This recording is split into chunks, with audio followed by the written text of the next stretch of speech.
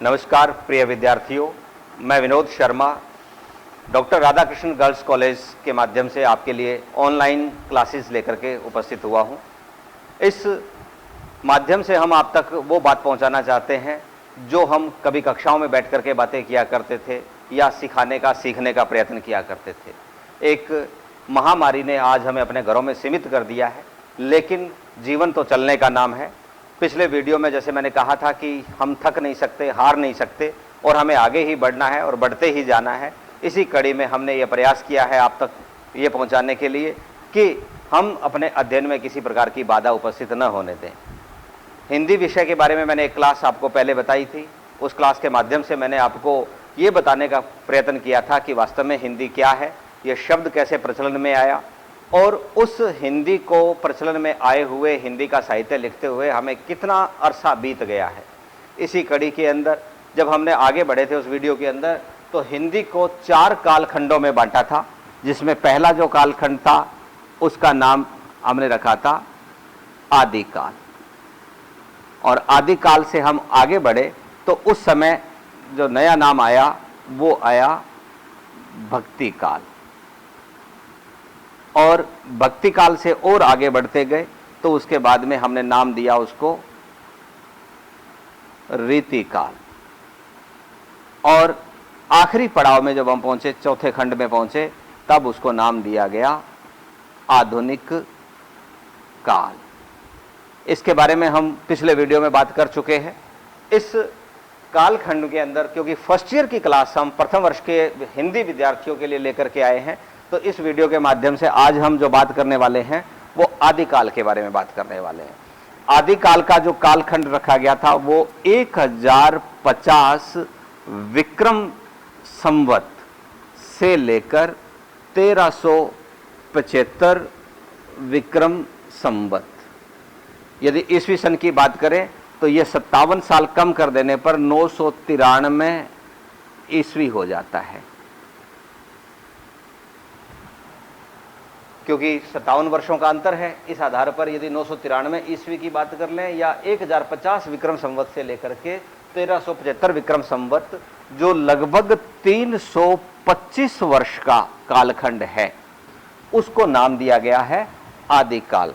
क्योंकि किसी भी चीज की शुरुआत कहीं से करनी होती है। हालांकि साहित्य जो पहले से लिखा जा रहा है उसकी हम बात करने वाले हैं, लेकिन एक निश्चित सीमा बनाने के लिए कि कहां से उसका सबसे पहला काम शुरू हुआ, तब हम इस जो हमारा विषय है उसके आधार पर इसको इस समय से लेकर के शुरू करते हैं। दूसरी बात कि जो भाषाएं हैं वो कहां से शुरू हुई, तो सबसे पहले बात आती है भाषाओं की, वो है वेदों से संबंधित। क्योंकि वेद जो है वो एक अलग ही प्रकार से लिखे गए और विश्व का प्राचीनतम साहित्य वेद है, तो इसलिए वेदों में जो भाषा प्रयोग की गई उसको नाम दिया गया वैदिक संस्कृत।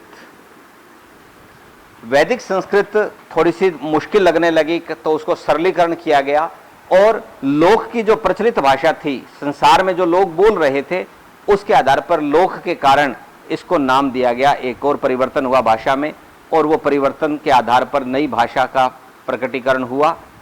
तो वैदिक संस्कृत जो वेदों की भाषा थी, उसके बाद में जो रामायण लिखा गया, महाभारत जैसे ग्रंथ लिखे गए, वो आ गए लौकिक संस्कृत के अंदर। लौकिक संस्कृत में फिर परिवर्तन होना शुरू हुआ और वो नई भाषा एक और आई, पाली। ईसा पूर्व 6ठी शताब्दी के आसपास जो बौद्ध धर्म के जितने भी लिखे गए हैं, ग्रंथ लिखे गए हैं, वो पाली भाषा के अंदर है। पाली से फिर आगे परिवर्तन हुआ और वो नई भाषा आ गई, प्राकृत। इस प्राकृत का कहने का तात्पर्य है कि जन सामान्य की भाषा, जो आम बोलचाल की भाषा के रूप में थी, बोली थी, वो प्राकृत भाषा कहलाई, प्रकृति जनों के द्वारा। ये विशेष जो विद्वान थे, आचार्य थे, उनकी भाषा कहलाई, और ये जो जन सामान्य था उनकी भाषा कहलाई, वो प्राकृत कहलाई।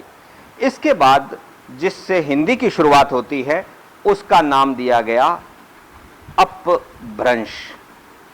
इसको एक और नाम से भी जाना जाता है और वो है अवहट्ठ। ये जो प्रारंभिक हमारा आदिकाल है वो इसी अपभ्रंश नाम को लेकर के चलता है। इसकी जो भाषा थी उसके अंदर बहुत सारे शब्दों का, बहुत सारे क्षेत्रीय बोलियों का प्रभाव हमें दिखाई देता है, जिसमें राजस्थानी भी है, जिसके अंदर अवधी भी है, बुंदेली भी है, कन्नौजी भी है। ऐसे बहुत सारी भाषाओं का मिश्रण होता गया और अलग अलग लोगों के द्वारा अलग अलग जो रचनाएं की जा रही थी वो आदिकाल के अंतर्गत रखी गई, जो 325 वर्षों के अंदर समेटी गई है। इस आदिकाल का नाम किसने दिया, क्यों दिया, इसके बारे में हम आज विस्तृत रूप से बात करने वाले हैं। क्योंकि आप प्रथम वर्ष के विद्यार्थी हिंदी के हैं तो आदिकाल और भक्तिकाल आपके पाठ्यक्रम का विषय वस्तु रहेगी इस बार। तो हम पहले आज जो बात करने जा रहे हैं वो आदिकाल की बात करने जा रहे हैं। आदिकाल का नामकरण यदि हम बात करें तो आदिकाल एक लंबे अवधि का फैला हुआ क्षेत्र है जिसके अंदर 325 साल में बहुत कुछ लिखा गया, बहुत कुछ इसमें जानने का बताने का प्रयास किया गया। तो नामकरण जब आया कि इसको नामकरण क्या दिया जाए, क्यों दिया जाए, इसको लेकर के अलग अलग आचार्यों ने अलग अलग नाम दिया। इनमें जैसे आदिकाल की ही बात करें तो ये लगभग सबके द्वारा ही स्वीकार किया गया, लेकिन बाद के आचार्यों ने अपने अपने व्यवस्था के अनुसार या उनको जैसा जैसा अवसर मिलता गया वैसे वैसे इसके नाम में उन्होंने थोड़ा बहुत परिवर्तन भी किया। जैसे आचार्य रामचंद्र शुक्ल हैं,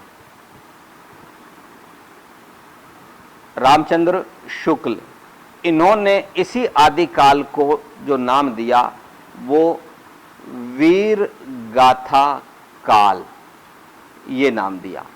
आचार्य हजारी प्रसाद द्विवेदी ने इसको आदिकाल के ही नाम से जाना। इसी क्रम में आचार्य रामकुमार वर्मा,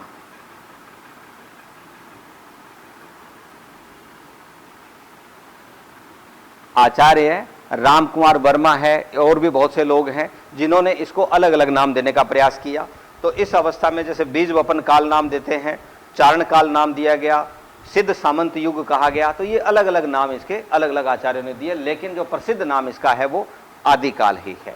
और आदिकाल को ही, क्योंकि आचार्य रामचंद्र शुक्ल जो है वो सबसे महत्वपूर्ण इतिहासकारों में हिंदी साहित्य के माने गए हैं, तो उन्होंने जो नाम दिया वो वीर गाथा काल दिया। इस क्यों नाम दिया, क्या परिस्थितियां थी, उनके बारे में अब हम बात करने वाले हैं। क्योंकि विश्वविद्यालय की जब परीक्षा होती है तो अक्सर उसमें प्रश्न के रूप में पूछा जाता है कि आदिकाल की परिस्थितियों के ऊपर निबंध लिखिए। तो आदिकाल के समय में परिस्थितियां क्या थी, कैसे उस समय का रहन सहन था, कैसे लोग थे, किस प्रकार से संस्कृति में कार्य चल रहे थे या किस प्रकार से लोगों का आपस में व्यवहार था, वो सारी परिस्थितियां ऐसी क्या बनी जिसके कारण से एक साहित्य का लेखन कार्य हुआ और उस साहित्य के माध्यम से लोगों तक क्या क्या पहुंचाने का प्रयास किया। तो इस संबंध में आज हम जो बात करने वाले हैं वो प्रश्न आपका बनता है आदिकाल की परिस्थितियां। आप चाहें तो नोट कर लीजिए, इसमें हम विस्तृत रूप से बात करने वाले हैं और हेडिंग जो है आपका, शीर्षक जो है वो है आदिकाल की परिस्थितियां। अब ध्यान ये देना है कि परिस्थिति का मतलब है कि हमारे आसपास का माहौल कैसा है। जैसे आज की हम बात करें, वर्तमान से जोड़ने का प्रयास करता हूं मैं आपको। इस समय पूरा विश्व एक महामारी के संकट से जूझ रहा है, उसे बाहर निकलने के लिए जतन किए जा रहे हैं। तो आज क्या परिस्थितियां हैं कि हम लोग घरों से बाहर नहीं जा सकते, एक दूसरे से दूर रह रहे हैं, एक दूसरे को हम जानते हुए भी कि रोग से ग्रस्त हो सकते हैं तो एक निश्चित रूप से दूरी बनाते हुए रह रहे हैं। यही कारण है। तो ऐसी परिस्थितियां तब भी रही होंगी, ऐसा ही कुछ वहां भी रहा होगा। उस समय की जो परिस्थितियां रही है उन्हीं के बारे में बात करते हैं। तो सबसे पहले जो परिस्थिति का नाम आता है वो आता है राजनीति। राजनीति की परिस्थितियां कैसी थी? उस समय राजे रजवाड़ों का कालखंड था, लेकिन राजा जो है वो बहुत सीमित क्षेत्रों में अपने आप में राजा घोषित हो गए थे। पहले हर्षवर्धन के समय में यदि हम 7वीं शताब्दी की बात करें तो एक 76 राज्य था। वो अफगानिस्तान, काबुल, कंधार, पाकिस्तान जिसको आज आप जानते हैं, वो पूरा भारत और आगे तक पूरा क्षेत्र बहुत बड़ा अखंड भारत था। और उसमें हर्षवर्धन सबसे चक्रवर्ती सम्राट के रूप में आखिरी राजा माना जाता है। उसके बाद में सत्ता का विकेंद्रीकरण होना शुरू हुआ और अलग अलग क्षेत्रों में अलग अलग राजा अपने अपने साम्राज्य की स्थापना करने में लग गए। तो राजनीतिक परिस्थितियां ये थी कि हम एक दूसरे से, उस समय के जो राजा थे वो एक दूसरे से लड़ने का काम, एक दूसरे से छीनने का, एक दूसरे के राज्य पर अधिकार करने के कार्य में लगे हुए थे। और ये केवल इतना ही नहीं था कि केवल साम्राज्य का विस्तार करना है। कई बार ऐसी परिस्थितियां बनी थी केवल अपने अहम की संतुष्टि के लिए, केवल अपने आप को श्रेष्ठ साबित करने के लिए वो एक दूसरे पर आक्रमण कर देते थे। तो यूं समझ सकते हैं कि आपस में राजाओं के संबंध हैं जो ज्यादा मधुर नहीं थे और ऐसे ही एक दूसरे के विरोध में खड़े होने के कारण हम पर बाहरी आक्रमणकारियों को आने का अवसर मिल गया। वो बाहरी आक्रमणकारी जो कल परसों मैंने आपके नक्शे के माध्यम से बताया था कि वो पर्शिया से, फारस से, वहां से होते हुए, अफगानिस्तान भारत का हिस्सा था, तो वहां से आते हुए वो यहाँ पर हम पर हावी होते चले गए। तो देखा जाए तो ये जो कालखंड है 1050 विक्रम संवत से 1375 विक्रम संवत, ये अलग अलग संस्कृतियों के मेल का भी है, क्योंकि भारत के अंदर जो थी वो संस्कृति वेदों को मानने वाली थी, वो संस्कृति जो है पुराणों को मानने वाली थी, और यहाँ के लोग जो है वो एक दूसरे के साथ रह करके काम कर भी रहे थे, आगे बढ़ रहे थे। लेकिन जब विदेशी आक्रमण हम पे होना शुरू हुआ, जो जिसमें मंगोल भी हैं, जिसके अंदर तुर्क भी हैं, जिसमें मुसलमान भी हैं, ये सब जो आते गए आक्रमण करते गए, लेकिन केवल आक्रमण किया ही नहीं, वो यहाँ आकर के रहने का भी कार्य करने लगे। इसके कारण बहुत सारे जो उनके रहन सहन थे, उनकी जो व्यवस्थाएं थी, वो हम पर हावी हुई। तो राजनीतिक जो है वो उथल पुथल का ही दौर रहा। इस समय एक राजा दूसरे राजा को दबाने का प्रयास कर रहा था, एक राजा जो है दूसरे राजा को अपने अधीन करने का प्रयास कर रहा था। तो ऐसी राजनीतिक परिस्थितियां उस समय की रहीं। ठीक इसके बाद दूसरी स्थिति आती है, वो आती है धर्म से संबंधित, तो वो है हमारी धार्मिक परिस्थिति। धर्म, जैसा कि अभी हमने जिक्र किया कि धर्म जो है वो उस हिंदू धर्म का ही एक प्रारूप था, लेकिन कहीं ना कहीं उसमें विसंगतियां आनी शुरू हो गई थी। ऐसी विसंगतियां जिसके कारण से नए नए धर्मों का उदय हुआ। जैसे हम बात करें ईसा पूर्व से ही, तो बौद्ध धर्म हुआ, फिर जैन धर्म हुआ, तो वो लोग अपने अपने व्यवस्थाओं में लगे हुए थे। अब जैन धर्म वाले हैं, वो उनका दो भागों में बंट गया, श्वेतांबर पीतांबर, और दूसरा जो है वो दिगंबर। ठीक वैसे ही जो बौद्ध धर्म था वो भी दो भागों में बंट गया, वज्रयान और महायान। अब जैसे जैसे उनके अंदर अलग अलग उप विभाजन होते गए, वैसे वैसे एक दूसरे से दूरी भी बढ़ती चली गई। तो धर्म के आधार पर हम शिव को मानने वाले भी लोग थे, हम विष्णु को भी मानने वाले लोग थे, और यहाँ पर जैन और बौद्ध धर्म को भी मानने वाले लोग थे। कालांतर में बौद्ध धर्म बहुत क्षीण हो गया, उसके वज्रयानी जो व्यवस्था थी वो बहुत कठोर नियमों वाली थी, इसलिए उसका धीरे धीरे भारत में थोड़ा प्रभाव कम हो गया। लेकिन जैन धर्म आज भी हम देखते हैं कि वो चल रहा है, उसके जो ग्रंथ हैं, उसके जो लोग हैं, उसके अनुयायी हैं, वो आज भी हमारे देश के अंदर है, हमारे समाज के अंदर है। तो धार्मिक जो स्थिति है वो उस समय थी। केवल उस समय इतना था कि इस कालखंड से प्रारंभ तक या आरंभ तक मुसलमानों का इतना प्रभाव यहाँ नहीं था, मुगल यहाँ नहीं आए थे, लेकिन यहाँ आक्रमण के माध्यम से वो उन्होंने हमारे धर्म की स्थिति को, जड़ों को हिलाने का काम जरूर शुरू कर दिया था। और धीरे धीरे हमारी धार्मिक जो परंपराएं हैं, परिस्थितियां हैं, वो क्षीण होती जा रही थी। उनमें पाखंड आ गया था, उनमें आडंबर की बातें होने लगी थी, उसमें हर प्रकार से ब्राह्मण वर्ग को सर्वोच्च दिखाया जाने लगा, क्षत्रिय को सर्वोच्च दिखाया जाने लगा, दूसरे जो जातियां थी, दूसरे जो वर्ग थे, उनके ऊपर एक प्रकार धर्म के आधार पर विभाजन होना शुरू हो चुका था। ये वो कालखंड था आदिकाल, जिसकी परिस्थितियां धार्मिक आधार पर बताने का प्रयास किया। तीसरा जो आया फिर जो हमारा ढांचा है वो है समाज को लेकर के। तो जो हमारी सामाजिक परिस्थितियां हैं, जैसा कि मैं कह चुका हूं कि समाज अलग अलग वर्गों में बंटा हुआ था। 4 वर्ण की व्यवस्था पहले से ही चली आ रही थी, ब्राह्मण, क्षत्रिय, वैश्य और शूद्र, लेकिन अब उसके अंदर और ज्यादा कटुता आ गई, और ज्यादा उसके अंदर दोहन, पीड़न, उत्पीड़न, शोषण का काम शुरू हो चुका था, और सब अपने आप को श्रेष्ठ बताने लगे थे। तो ऐसी अवस्था के अंदर समाज जो है उसकी दूरी बढ़ती जा रही थी। समाज में जो स्त्रियां हैं उनकी दशा, जो पहले कभी वो यत्र नार्यस्तु पूज्यन्ते रमन्ते तत्र देवता की बात चला करती थी, वो कहीं ना कहीं अब क्षीण होने लगी थी। स्त्री का समाज के अंदर स्थान है वो गौण होने लगा था, वो दोयम दर्जे पर चली गई थी, और एक तरीके से देखा जाए तो वो उपभोग की वस्तु के रूप में स्वीकार की जाने लगी थी। अर्थात नारियों का महत्व, सम्मान जो है वो इस समय तक आते आते घटना शुरू हो गया था। इसके पीछे कुछ विदेशी आक्रमण भी रहे और कुछ हमारी यहाँ की परंपराएं भी रही। तो सामाजिक रूप से हम यहाँ कहीं ना कहीं पिछड़ते जा रहे थे, अलग होते जा रहे थे। चौथे में जब हम बात करते हैं तब सांस्कृतिक रूप से जो परिस्थितियां बन रही थी, बिगड़ रही थी, वो था कि अलग अलग संस्कृतियों का मेल का ये समय है। अल-बरूनी ने कहा था कि भारत के जो विशाल मंदिर हैं या देवालय हैं वो हम सपने में भी नहीं सोच सकते। अल-बरूनी इतिहासकार हैं, तो उन्होंने जब ये कहा कि जैसी कला यहाँ है वो पराकाष्ठा पर पहुंच चुकी है, इतने भव्य विशाल मंदिर और इतने सब वास्तुकला या इतना महत्व स्थापत्य कला का था जिसकी वो कल्पना भी नहीं कर सकते थे, तो बनाना तो दूर की बात है। तो ऐसी स्थिति के अंदर हमारे संस्कृतियों के ऊपर, क्योंकि जैसे कि कहा कि विदेशी आक्रांताओं ने अपना आक्रमण करना शुरू कर दिया था और वो यहाँ पर आकर के यहाँ की संस्कृति को समझने का प्रयास भी कर रहे थे। तक्षशिला, नालंदा जैसे विशाल विश्वविद्यालय कभी थे, तो वहाँ से भी लोग विदेशों से पढ़ने के लिए जब यहाँ आते थे तो वो यहाँ की संस्कृति को देखते थे, समझते थे और अपनी तरफ से भी जो उनकी संस्कृति थी, जो उनका धर्म था, जो उनके रीति रिवाज थे, रिचुअल्स थे, वो यहाँ की संस्कृति के साथ कहीं ना कहीं मेल करना शुरू कर चुके थे। तो ये सांस्कृतिक रूप से हमारी परिस्थितियाँ उस समय थी कि हम पर केवल भारतीय ही नहीं, विदेशी संस्कृतियों का प्रभाव पड़ना शुरू हो चुका था। और बाद के कालखंड में हम आदिकाल के बाद वाले में पढ़ेंगे भी कि कैसे कैसे दूसरी संस्कृतियों के द्वारा हमने स्थापत्य कला के अंदर, भवन निर्माण कला के अंदर, संगीत के अंदर नए नए वाद्य यंत्रों का, नई नई स्थापत्य कला का, या उनके द्वारा जो जो नई चीज़ें थी वो हमने स्वीकार की और हमारी बातों को, हमारे ज्ञान को उन्होंने स्वीकार किया। तो एक तरीके से सांस्कृतिक रूप से एक संयोजन का काल था कि केवल देश ही नहीं, विदेशी संस्कृति के लोग भी हमारे यहाँ पर घुलने मिलने लग गए थे। और आखिर में क्योंकि हम भाषा की, साहित्य की बात कर रहे हैं, तो परिस्थितियाँ जो बनती हैं वो बनती हैं इस व्यवस्था को लेकर, साहित्यिक। तो जो साहित्य लिखा जा रहा था, जो साहित्य की बातें लिखी जा रही थी, जैसा अभी मैंने पहले आपको कहा था कि अधिकतर जो लिखा गया साहित्य इस कालखंड के अंदर वो अपभ्रंश भाषा है। सामान्य रूप से कहते तो थोड़ा सा बिगड़ी हुई कहते हैं, अपभ्रंश का अर्थ है। तो बिगड़ी हुई का मतलब इस रूप में है कि उसमें सभी भाषाओं का घालमेल हो रहा था। अकेला शुद्ध संस्कृत नहीं थी, अकेली शुद्ध दूसरी भाषा पाली या प्राकृत नहीं थी, बल्कि कई भाषाओं का मिश्रण हो रहा था। और यदि हम बात करें तो हिंदवी नाम जो है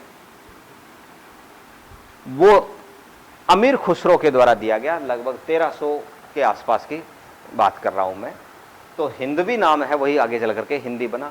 तो जो साहित्य की भाषा थी वो वास्तव में अपभ्रंश थी। और अपभ्रंश के अंदर आप राजस्थानी को शामिल कर सकते हैं, आप प्राकृत भाषा को शामिल कर सकते हैं, और इसी क्रम में एक और नया नाम आया जिसको नाम दिया गया प्राकृताभास।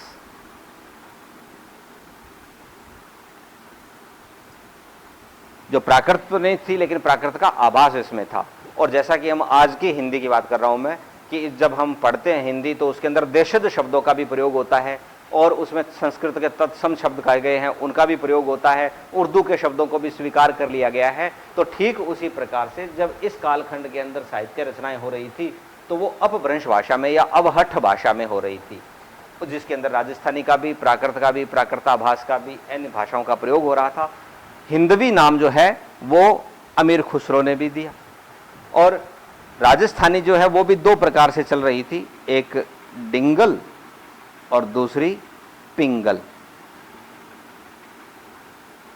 तो जो डिंगल पिंगल भाषा है वो राजस्थानी, और क्योंकि इस आदिकाल को जैसे कहा गया था वीर गाथा काल दिया, तो आपने चंद्र बरदाई का नाम सुना होगा, आपने नरपति नालय का नाम सुना होगा। तो उन्होंने जो ग्रंथ लिखे थे वो डिंगल और पिंगल मिश्रित राजस्थानी के अंदर लिखे थे। इसी के अंदर बहुत सारे अन्य जो रचनाकार हुए हैं उन्होंने अपने तरफ से लिखा। तो वो जो कालखंड है उसकी परिस्थितियां इस रूप में रही। अब बात ये कि इस आदिकाल को जो सर्वमान्य नाम दिया गया वो नाम दिया गया वीर गाथा काल। जैसा मेरे को पहले बताया था, आचार्य रामचंद्र शुक्ल। मैं दोबारा थोड़ा सा बता रहा हूं कि इस कालखंड को अलग अलग लोगों ने अलग अलग नाम दिया, लेकिन लगभग सर्वमान्य नाम जैसे आचार्य रामचंद्र शुक्ल का इतिहास माना जाता है, तो उन्होंने इसका नाम दिया था वो वीर गाथा काल दिया। और इस वीर और गाथा का अर्थ आप बेहतर समझते हैं। गाथा को आप कथा या कहानी, तो वीरों की गाथा जिसमें कही जा रही थी, वीरों की कहानी को जिसमें बताया जा रहा था, जिस माध्यम से बताया जा रहा था, वो यही कालखंड था। क्योंकि जैसे मैंने प्रारंभ में कहा था कि परिस्थितियां राजनीति की ऐसी थी कि सब राजा एक दूसरे से लड़ भिड़ रहे थे। अब ऐसी लड़ाई की स्थिति के अंदर राजाओं का उत्साहवर्धन करने के लिए, उनके साथ यशोगान करने वाले, उनकी बड़ाई कीर्ति करने वाले जो चारण एक विशेष जाति थी, वो उन राजाओं की प्रशंसा के अंदर गीत गा रही थी। उस प्रशंसा के गीतों के कारण, और वो बहुत बड़ी संख्या थी उनकी, अलग अलग व्यक्ति अलग अलग राजाओं की प्रशंसा में लगे हुए थे, उन अपने आश्रयदाताओं को राजी करने में लगे हुए थे। तो इसलिए लड़ाइयों का भी काल होने के कारण, युद्ध की स्थिति बने रहने के कारण उसको नाम दिया गया वीर गाथा काल। तो इस वीर गाथा काल के अंतर्गत या आदि काल के अंतर्गत जो परिस्थितियां थी, राजनीति या धार्मिक से संबंधित या सामाजिक से या सांस्कृतिक परिस्थितियां थी और आखिर में साहित्यिक परिस्थितियां थी, उनके बारे में थोड़ा सा बताने का प्रयास किया है। आप लोग हमारे इस चैनल को सब्सक्राइब कीजिए, आप इसको लाइक कीजिए और बेल का जो बटन है वो जरूर दबाइए, क्योंकि अगला वीडियो जब आएगा तो उसी के माध्यम से आप तक वो सूचना पहुंच सके। आप लोगों का सहयोग हमें अपेक्षित रहेगा। आप लोगों यदि इसके अंदर किसी प्रकार का संशोधन या आपको सुविधा लगे तो कमेंट जरूर कीजिएगा, जैसा आपको लगा। जय हिंद, जय हिंद, जय विद्यार्थी।